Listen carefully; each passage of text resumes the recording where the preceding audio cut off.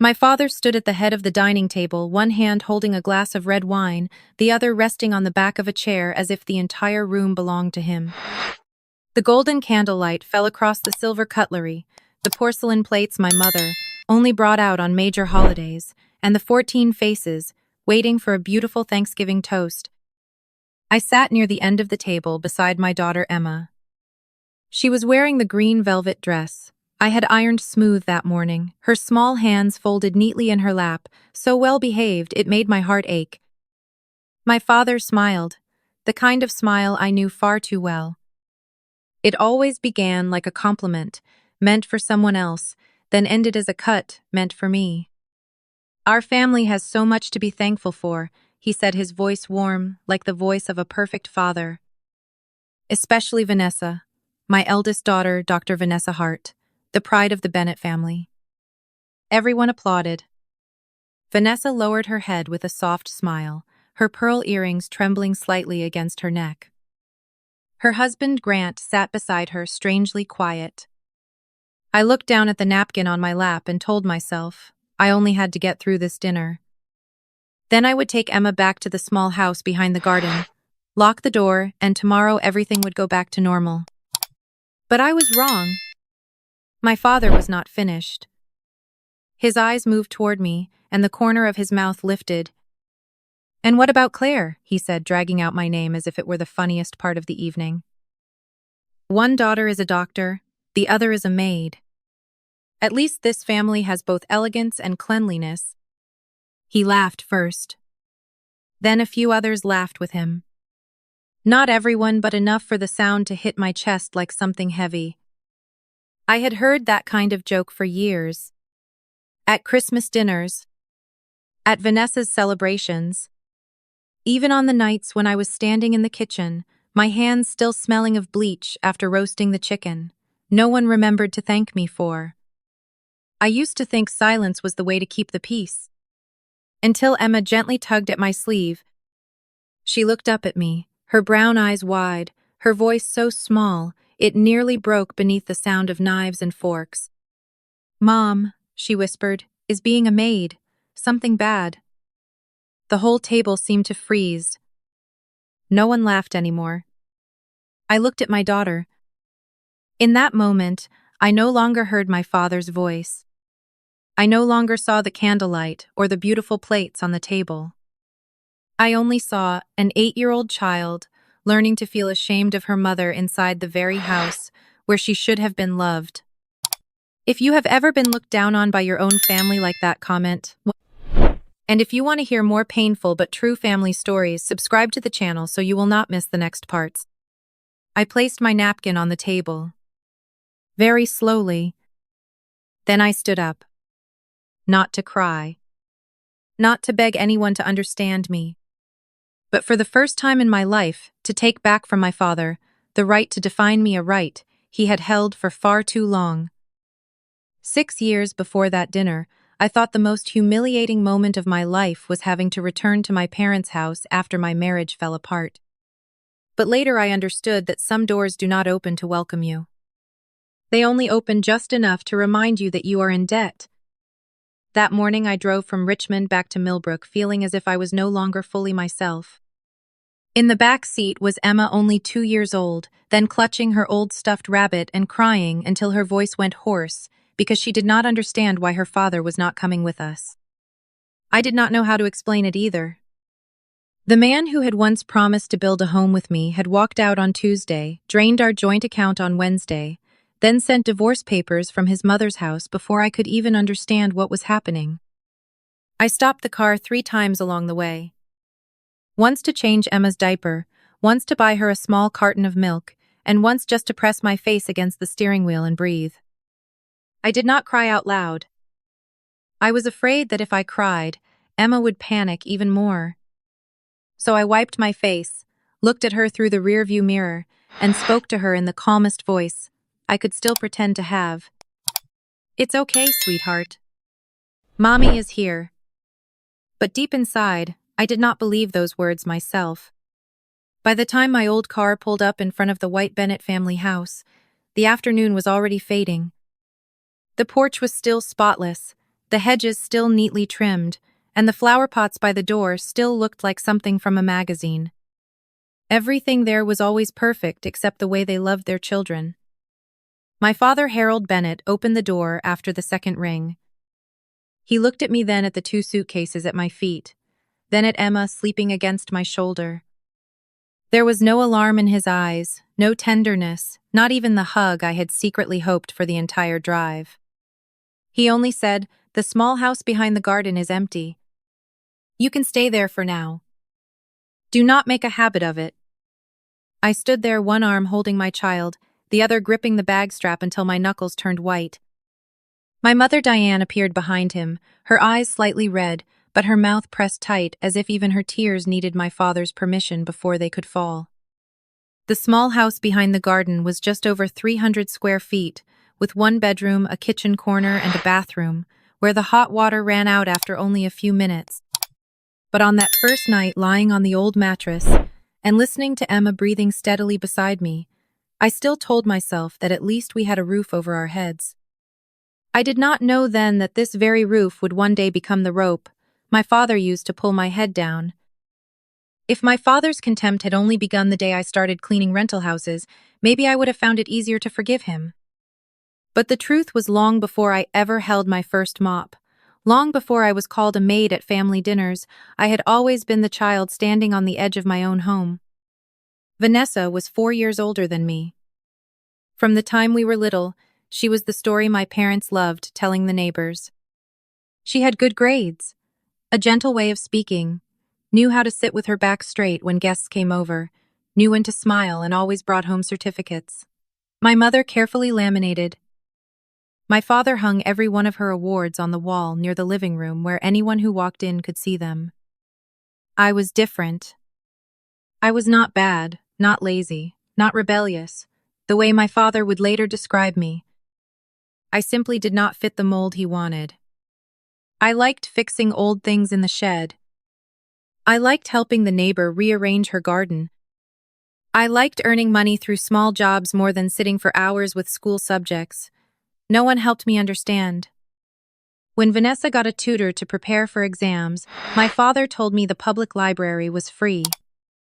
When she was taken to visit prestigious universities, I was told community college was good enough for a practical person.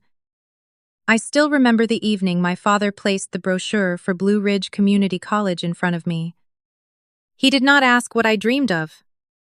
He only tapped his finger against the table and said, "Claire, you need to know your place. Not everyone is born to go far." That sentence stayed with me for a very long time. It was not loud like a slap, but it settled inside me like a tiny shard of glass. Every time I tried to reach higher, it cut into my palm. I paid my own tuition by waiting tables, babysitting, and cleaning the church on Sunday mornings. I graduated with high marks. No one in my family came. My father said he had a meeting at the business club that day. My mother said Vanessa had just received an interview invitation from medical school, and the family needed to focus on something more important. From then on, every introduction in the family had a clear order of importance. "This is my eldest daughter, Dr. Vanessa Hart." Then he would turn to me, his voice noticeably softer. "And this is Claire." That was all. Not the single mother trying to stand back up. Not the woman who had paid every dollar of tuition with her own hands. Not the daughter who had waited just once for her father to look at her with pride.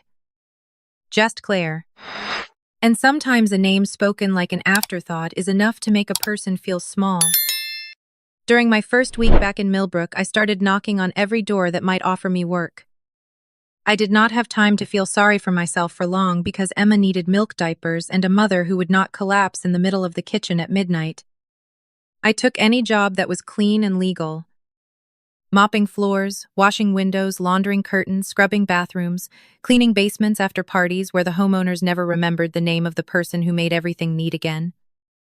At first, I was paid only $15 an hour in cash with no insurance and no promise that I would be called again tomorrow. A kind neighbor watched Emma for me a few days a week. On the days when no one could take care of her, I brought Emma with me. I would sit her on a small blanket in the corner of someone else's living room, her stuffed rabbit in her arms, while I knelt on the floor and scrubbed away dried wine stains. I cleaned so many bathtubs in houses more beautiful than any place I had ever lived. I folded towels in bedrooms with glass doors overlooking the lake. I organized kitchen cabinets for people who had enough money to buy 3 kinds of olive oil but not enough time to check their expiration dates. Every time I returned to the small house behind the garden, my hands were red and raw from cleaning products. My back hurt so badly I could barely bend, but my mind felt clearer than before. Because after months of work, I began to notice something those wealthy people did not see. They did not only need someone to clean, they needed someone to remember the heating system maintenance before winter. Someone to let the plumber in early in the morning. Someone to check the porch after a storm. Someone to prepare the house before they drove in from Washington or Richmond for the weekend. Those mansions did not need a mop. They needed a manager. The idea came to me very quietly. There was no triumphant music, no one patting my shoulder and telling me I was smart. There was only one night when Emma was asleep, and I sat at the old table, opened my laptop with the cracked hinge, and searched how to register a limited liability company. I named it Willow and Stone Estate Management, because I wanted the name to sound steadier than my life felt at the time. My first 3 clients signed contracts within the same month.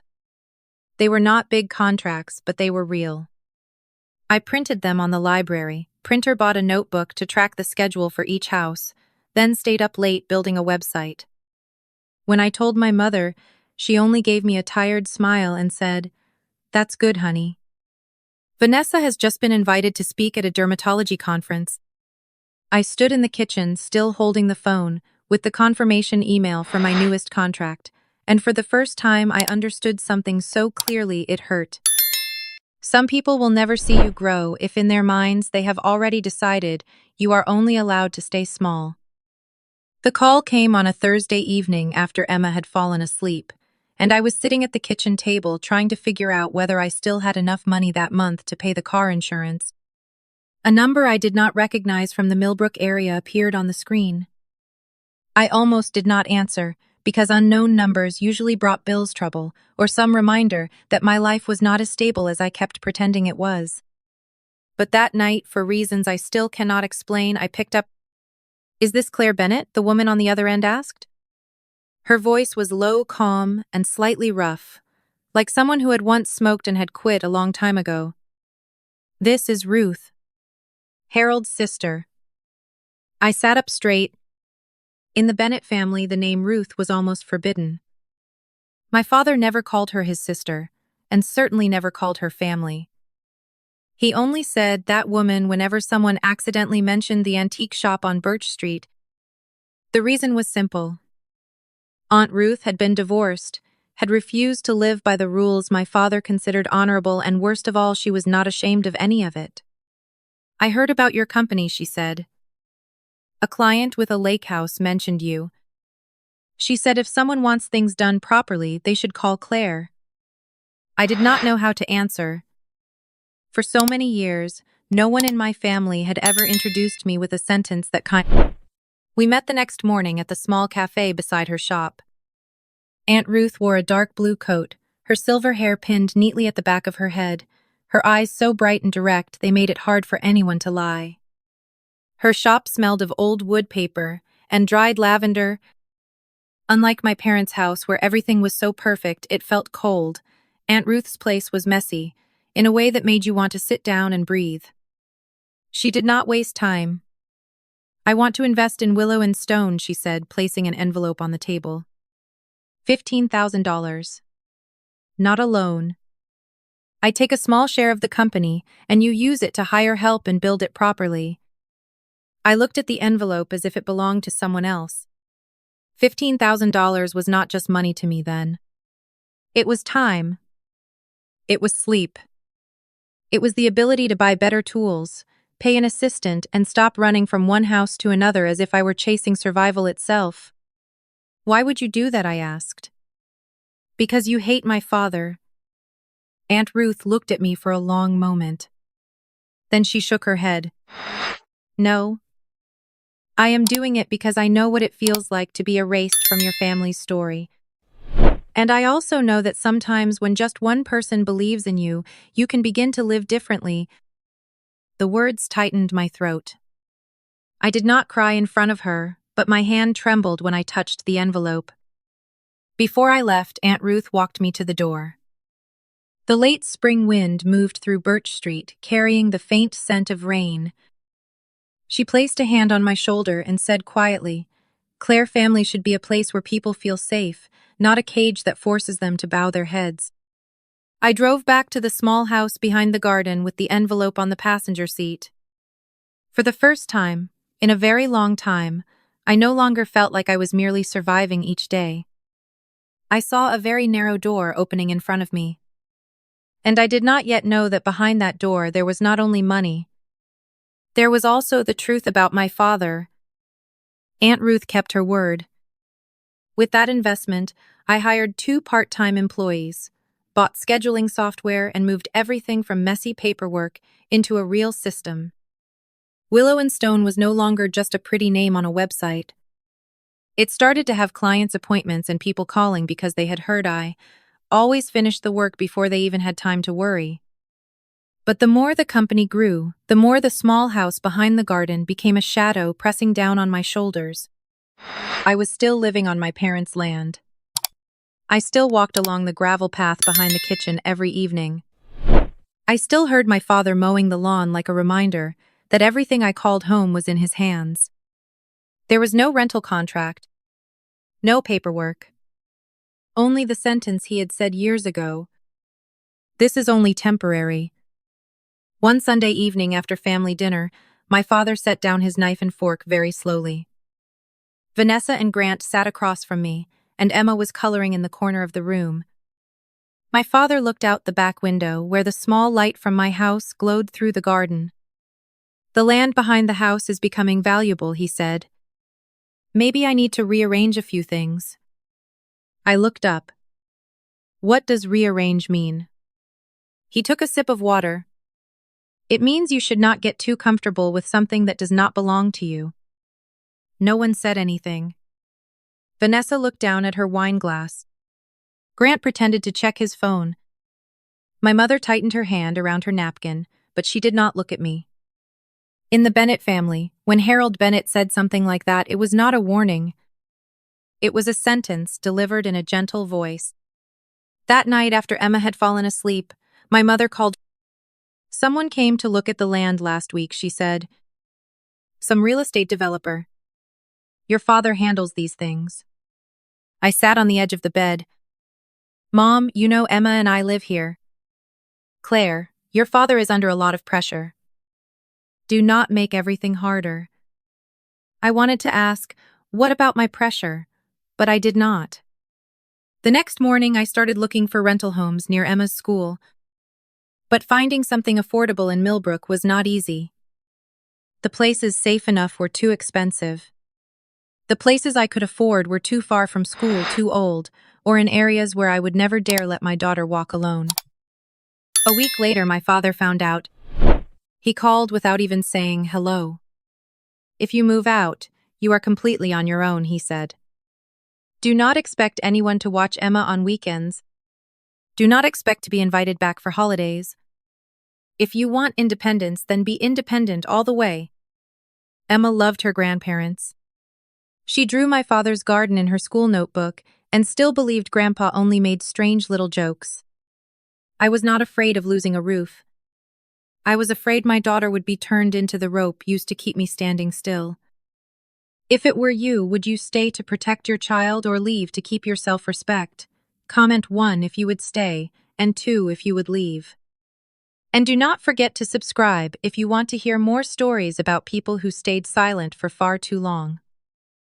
I stopped looking for houses. Not because I was surrendering, but because I understood that I needed to leave at a time when my father no longer had enough power to turn my leaving into a crime. That day had not arrived yet. But it was coming very close. The first cracks did not appear in me. They appeared in Emma. One Wednesday afternoon, while I was checking the heating system at a vacation house by the lake, my phone rang. It was Miss Patterson, Emma's second-grade teacher.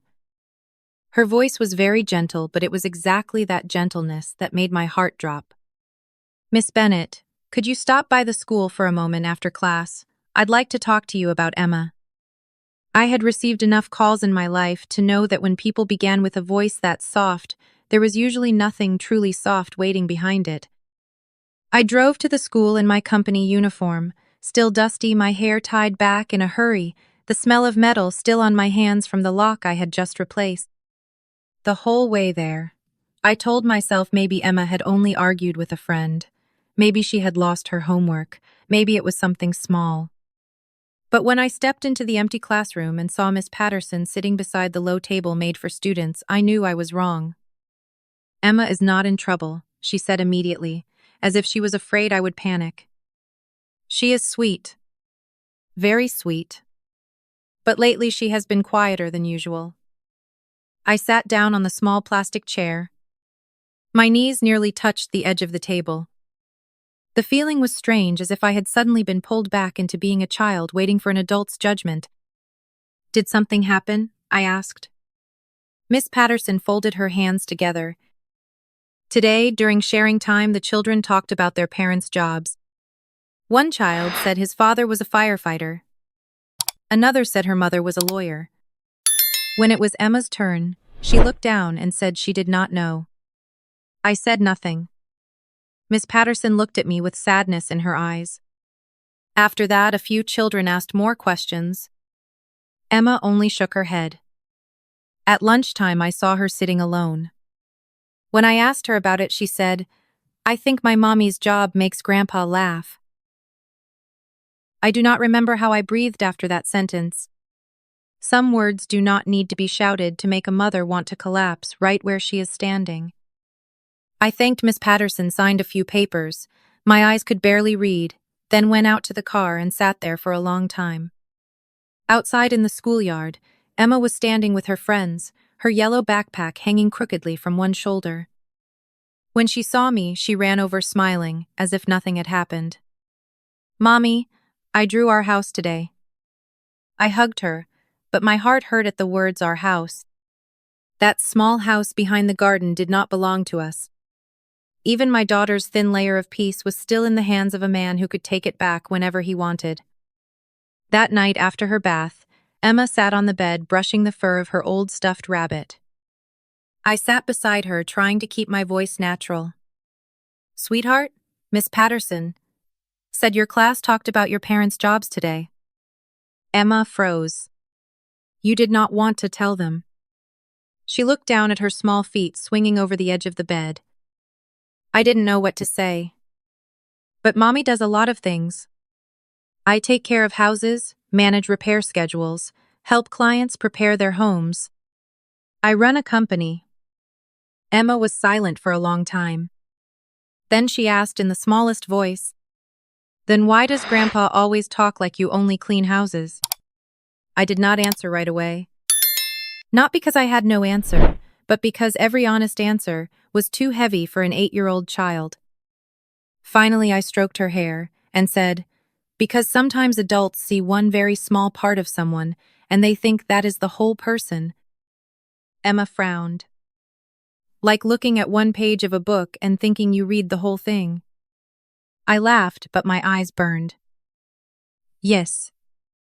Exactly like that." She leaned against me. "I don't want my friends to think Mommy is something funny." That was the moment I understood. I was no longer allowed to endure things, just to keep the peace.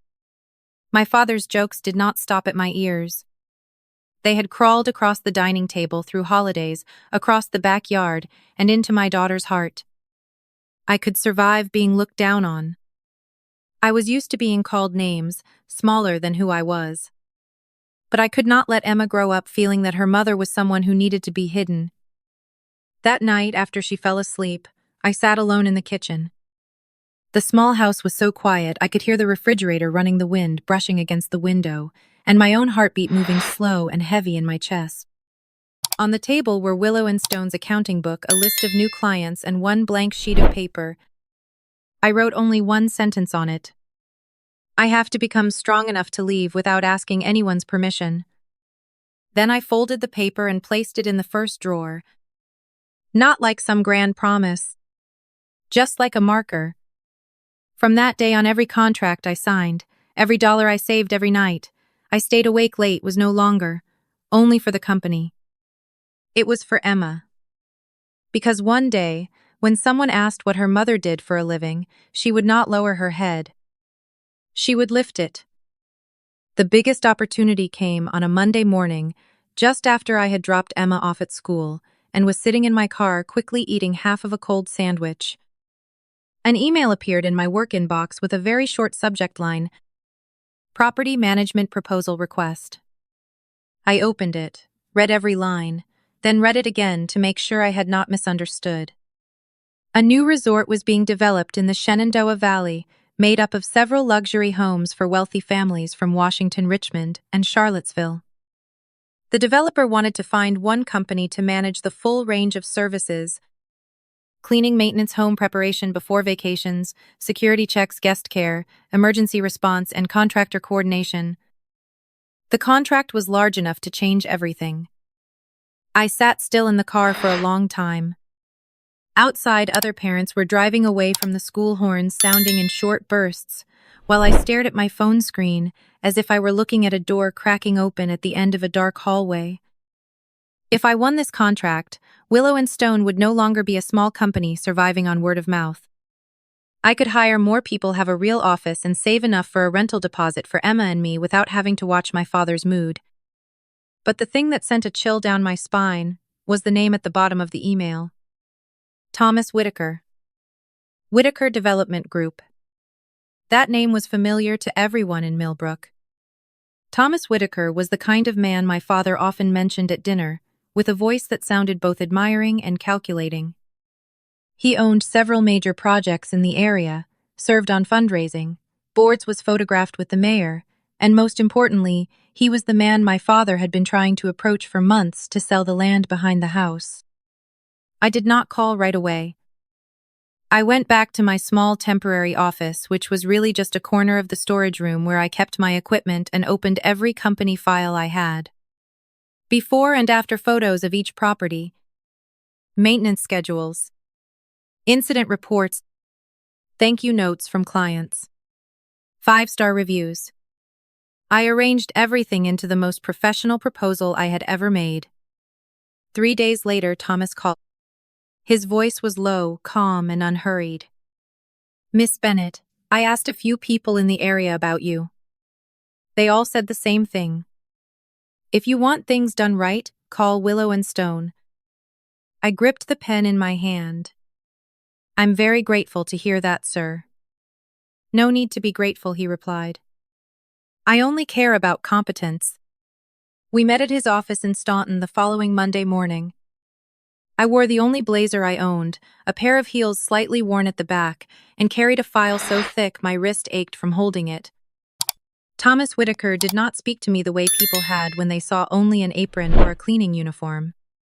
He shook my hand, looked me straight in the eyes, and asked about my procedures, cost, staff ability to scale, and operational risks. He asked as if I were a real executive. And for the first time in a very long time, I did not have to prove I deserved respect before anyone would listen to me. By the end of the meeting, Thomas signed the first phase of the contract. 3 luxury villas. 2 years. With an expansion clause, if my team performed well. I walked out to the parking lot with the contract in my hand, got into my car, locked the door, and cried. Not because I was sad. Not exactly because I was happy either. They were the tears of someone who had been running in the dark for too long, finally seeing a light and realizing she had never been going the wrong way. That month, I hired 4 more employees. I bought new uniforms, upgraded the software, and signed agreements with an electrician, a plumber, and a landscaping crew. Willow and Stone began to breathe like a real company.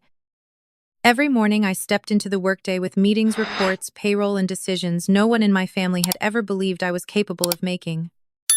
Meanwhile, in the big house out front, my father still introduced me as someone who cleaned houses for a living. He did not know the name of my company. He did not know how many clients I had.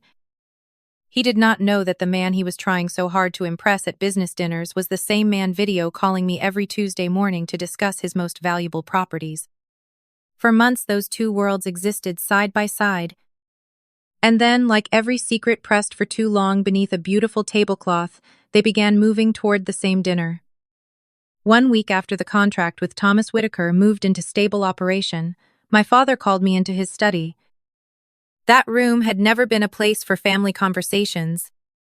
It was where he kept his dark wooden desk, his shelves of old law books, the photos of himself with local businessmen, and the leather chair he always sat in as if he were judging someone. I walked in still wearing my company jacket, my phone vibrating in my pocket because the maintenance schedule for one of the villas had just changed. My father did not invite me to sit for Mastanid. He only pushed a stack of papers toward the edge of the desk. "I need you to sign this." I looked down. It was an agreement for me to leave the small house behind the garden. Cold, neat legal language, printed on paper that looked too clean. The deadline was the beginning of March. That meant Emma and I had a few months to disappear from the only place she had ever believed was home. Why, I asked. My father leaned back in his chair. "Because it is my property. And I have the right to decide." I turned the pages one by one. My hands did not shake, but my chest felt as if someone had tightened a fist around it. Surrender terms. A promise not to make claims. Confirmation that I had no legal rights to the house. All of it was written as if I were not his daughter but an obstacle that needed to be cleared from the land before a buyer came to look. Then I saw the name at the bottom of the page. Whitaker Development Group. For a few seconds, the room seemed to lose all its air. I read it again more slowly, as if the words might change into another name, if I looked carefully enough.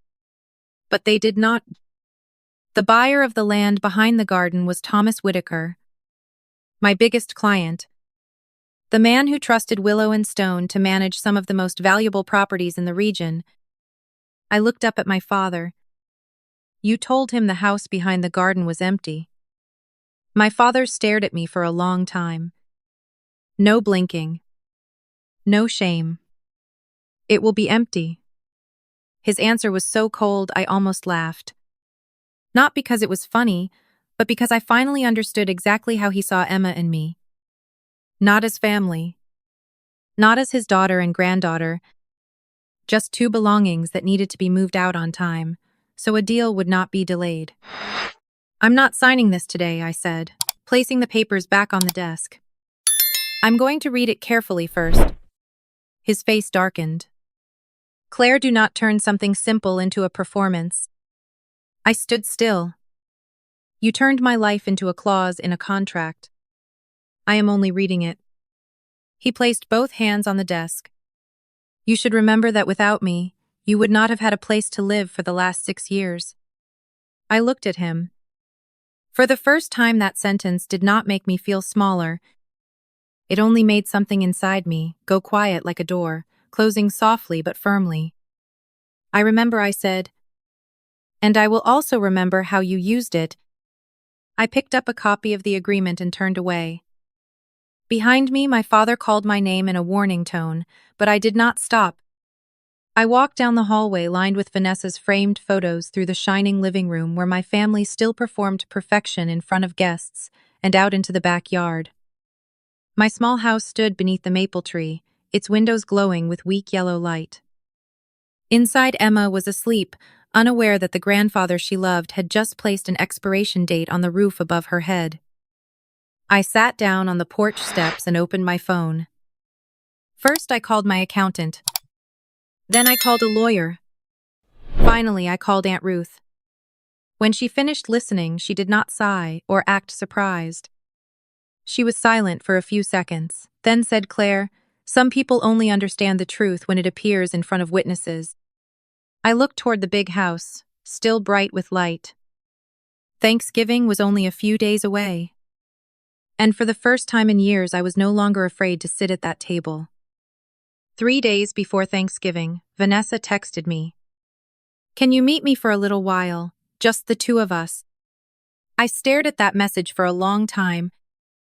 Vanessa did not text me like that. She usually only sent short messages on necessary occasions, like asking what color birthday gift Emma liked, or reminding me that Mom needed another dish of mashed potatoes for the holiday dinner. Between us, there had always been a polite, spotless distance, like my mother's dining table. Beautiful but cold. We met at a small cafe in Waynesboro, far enough from Millbrook that no one we knew would accidentally see us and report it to my parents. Vanessa arrived first. She was sitting by the window, her cream-colored coat draped over the chair, her hair tied low. She did not look like the radiant Dr. Vanessa Hart my father loved to show off. In front of me was a tired woman, with faint shadows under her eyes, turning her coffee cup in her hands, as if she were trying to keep herself from breaking. I sat down across from her. What happened? Vanessa looked out at the street. A truck passed by, its tires grinding against the wet pavement. She waited until the sound was gone before speaking. "Grant wants a divorce." I did not know what I had expected to hear, but it certainly was not that.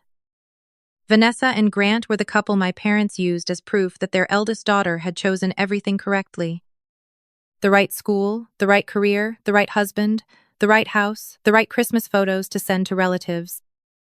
They were the framed picture in the living room. "How long has this been going on?" I asked. "Since summer. We have been pretending in front of everyone for months." She gave a faint laugh, but it did not reach her eyes. I guess I am better at pretending than I thought. I stayed silent. Part of me wanted to feel satisfied. I wanted to ask whether she knew what it felt like to be knocked down by life, and still have to get up and cook dinner for everyone else. But when I looked at Vanessa sitting in front of me, all I saw was a woman being suffocated by her own title. "Why are you telling me?" I asked. Vanessa lowered her head. "Because you are the only person in this family who has ever started over from the ruins." That sentence touched me in a way I was not prepared for. For years I had thought she only saw me as the flawed part of the family. But that day, for the first time, there was no pity in her voice. Only truth. She continued more softly. "I know Mom and Dad have not treated you fairly. I know." And I stayed silent. I did not say it's okay. Because it was not okay. Some silences do not strike anyone, but they still make someone bleed. "How much do you owe?" I asked. Vanessa froze as if she had not expected me to look straight at the real wound. $180,000 in medical school loans. Grant has been managing the payments. If we divorce? Her voice trailed off. I understood the rest. The doctor's crown my father lifted up at every gathering had a weight of its own. And Vanessa had worn it for so long that her neck was almost breaking. I gave her the name of the lawyer who had helped me after my marriage collapsed. She wrote it on a napkin, folded it carefully, and placed it in her purse. In that moment, she was no longer the perfect older sister. She was just a frightened woman like I had been 6 years ago. Before we left the cafe, Vanessa took my hand. "Claire, if Dad says something about you again at Thanksgiving." I looked at her. "Then what?" She swallowed. "This time I will not stay silent." I did not know whether I should believe her, but I wanted to believe that inside that house, someone other than me had finally begun to hear the cracks. If you knew the truth would make your whole family fall apart, would you say it or keep silent? Comment 1 if you would say it, and 2 if you would stay silent. Subscribe to the channel to follow stories where the truth always arrives at exactly the right time.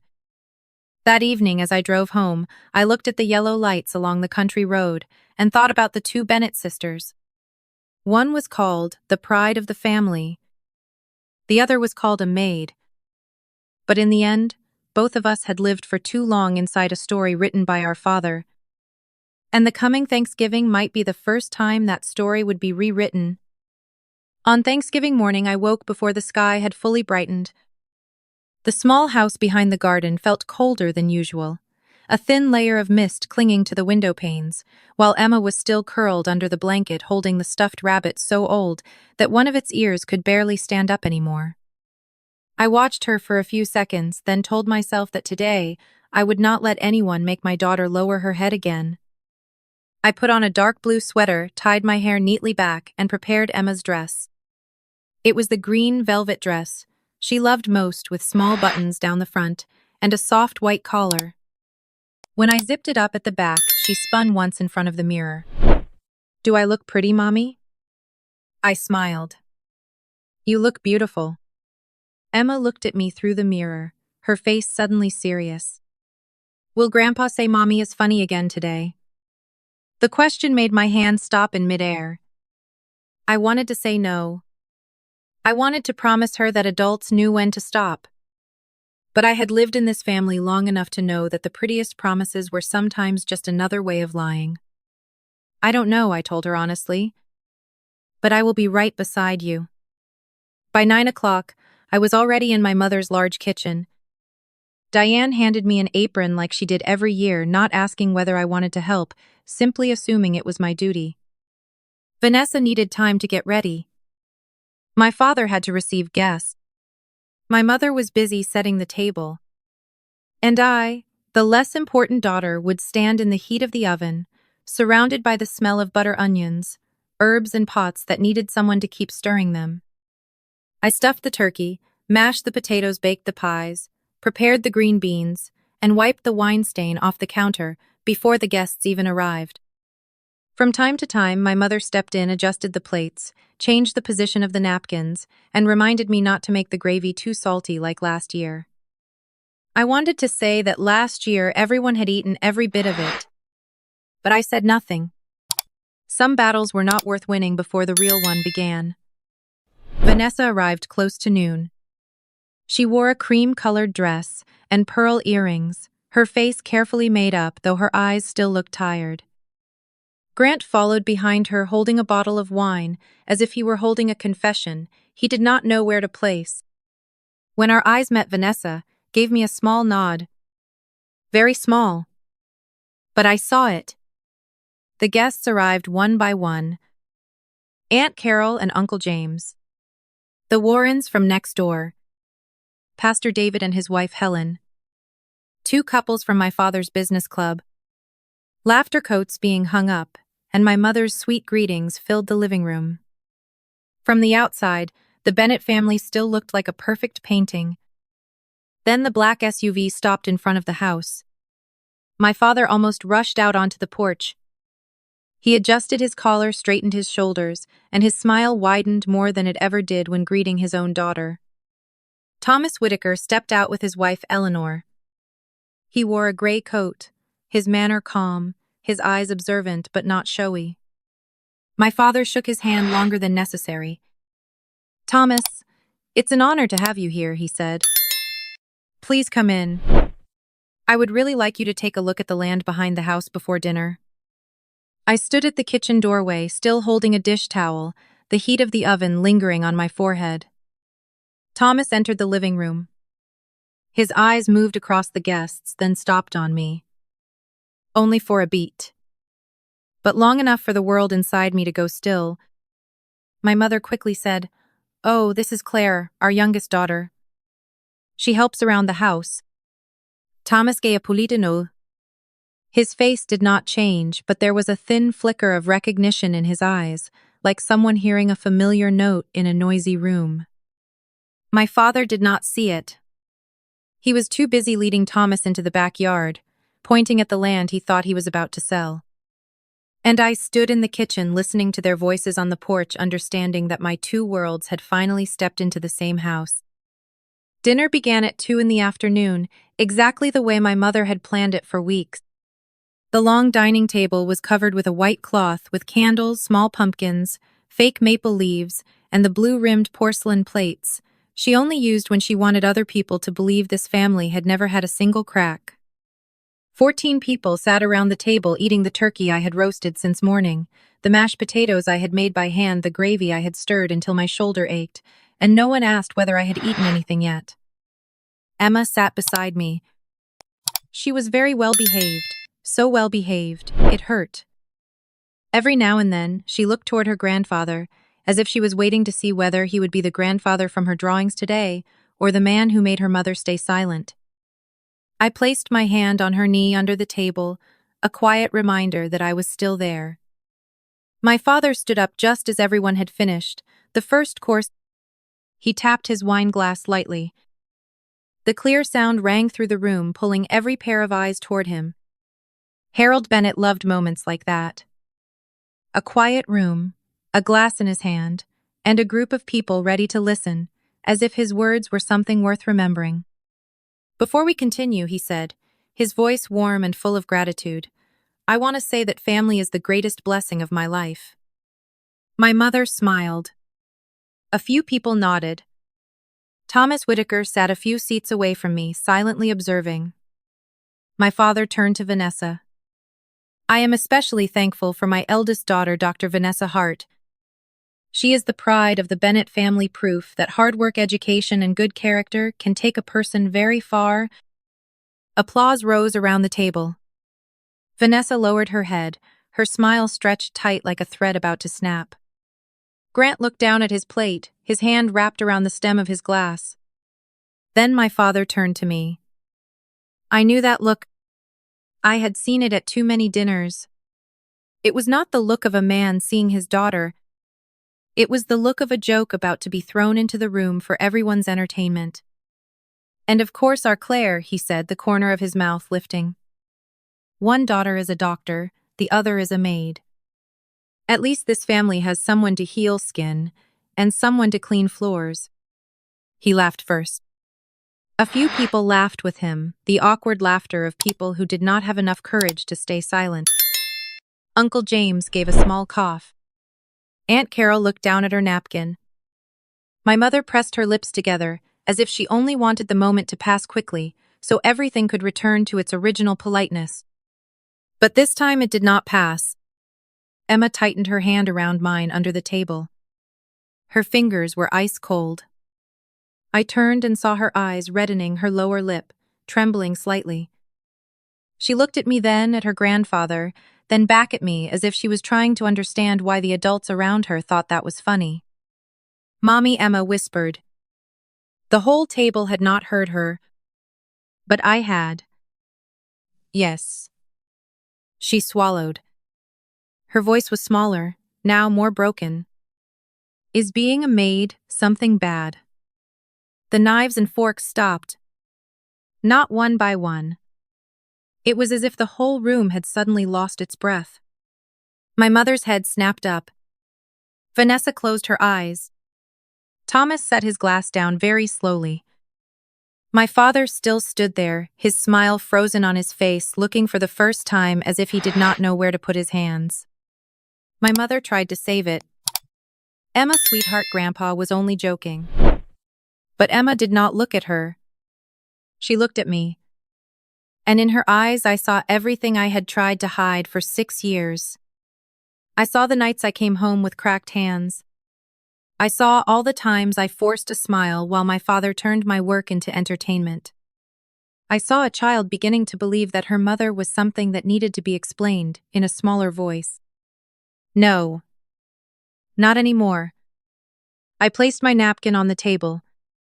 Very slowly. Very neatly. My chair scraped against the floor with a dry, long sound enough to make everyone turn toward me. I stood up. My father immediately said, "Claire, sit down." I looked at him. For the first time in my life, that command did not reach me. "No," I said. "This time it is my turn to speak." I did not look at my father first. I looked at Emma. She was still holding my hand, her eyes wet with tears, her small face tight with fear and shame. I leaned down a little, just enough for my voice to stop being an answer for the adults and become an answer meant only for her. "Emma, being a maid is not bad," I said slowly. "No honest work is bad. The people who clean floors, cook meals, repair homes, and care for others all deserve respect." The entire table went silent. I could hear the faint sound of the candles burning, the quiet clink of someone setting a fork down on a plate, even my mother's quickened breathing from the other side of the table. But I did not stop. What is bad, I continued, finally lifting my eyes to my father, is when a man uses a family dinner to make his own daughter feel small in front of his granddaughter. What is bad is turning someone else's work into a joke while still eating the meal that person spent the whole morning cooking. My father's face changed color. "Claire," he said through his teeth, "do not make this bigger than it is." I gave a very small smile. Not because I was happy, but because those words were so familiar. Women in the Bennett family were always accused of making things bigger than they were whenever they told the truth. "You have already made it big enough," I replied. "Now it is my turn to make it clear." I looked around the table. Aunt Carol avoided my eyes. Uncle James sat stiffly in his chair. Pastor David looked down while his wife Helen looked at me with sadness but without judgment. Vanessa sat very straight, her hands clasped together, her lips trembling slightly.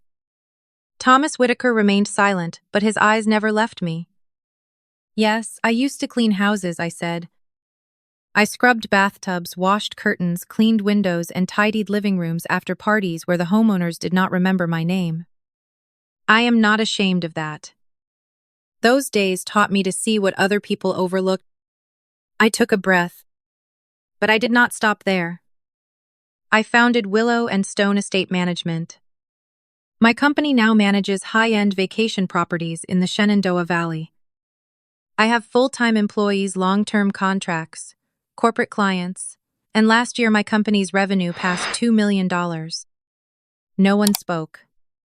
This silence was not like the silences before. It was not the kind of silence meant to hide shame. It was the silence of people being forced to remove an old image from their minds and not knowing where to place the new truth. My father gripped the back of his chair. "You are making this up to embarrass me." Before I could answer, Thomas Whitaker stood. He did not rise quickly. He did not create drama. He was simply a man who understood that truth sometimes needed a witness. "Miss Bennett is not making it up," he said. Every pair of eyes turned toward him. Thomas looked at my father, his voice steady and cold. "Claire Bennett is the owner of Willow and Stone. Her company manages my property portfolio. I work with her every week." My father's face went pale. Thomas continued, each word falling onto the dining table like a glass, shattering without sound. "Harold, you introduced your own daughter as a maid. But in my business, she is one of the most reliable operators in this region." I did not feel victory. I only saw Emma looking at me, and this time she was not lowering her head. Just when the room seemed as if it could not possibly become any quieter, the doorbell rang. It was an ordinary sound, but in that moment it made everyone flinch, as if someone had knocked on the part of their conscience they were trying to hide. My mother jumped to her feet. She went to the door with panic on her face, as if an outsider stepping in now would see that the Bennett house was not nearly as spotless as the white tablecloth. A few seconds later, I heard her voice catch. "Ruth." Aunt Ruth walked into the dining room in her dark blue coat, her silver hair pinned neatly at the back of her head, holding a bottle of wine and a magazine. She looked around the room at the plates, still full of food, at the frozen faces, then stopped her gaze on my father. "I know you didn't invite me," she said calmly. "But I thought Claire needed someone in this family to truly stand on her side today." My father gripped the back of the chair. "Get out of my house." Aunt Ruth did not move. She stepped toward the dining table, set the bottle of wine down, then opened the magazine right in the middle of the table beside the bowl of cranberry sauce. On the page was a photo of me standing in front of a stone villa with my company car behind me bearing the Willow and Stone logo. The large headline stretched across the page. "Single mother builds $1 million estate management business from nothing." No one touched the food anymore. Aunt Carol picked up the magazine first, then passed it to Uncle James. Helen read it very slowly, her eyes turning red. Eleanor Whitaker covered her mouth with one hand. Vanessa stared at the article as if she was finally seeing a version of me she should have seen years ago. My father stood frozen at the head of the table. Aunt Ruth looked at him, her voice not loud but sharp enough for every word to cut straight through the silence. You were so busy being ashamed of your daughter that you never noticed who she became. My father opened his mouth, but no words came out. Thomas Whitaker picked up the magazine, read a few lines, then set it down. When he turned to my father, the politeness on his face had disappeared. Only the coldness of a man who had just realized he had been used remained.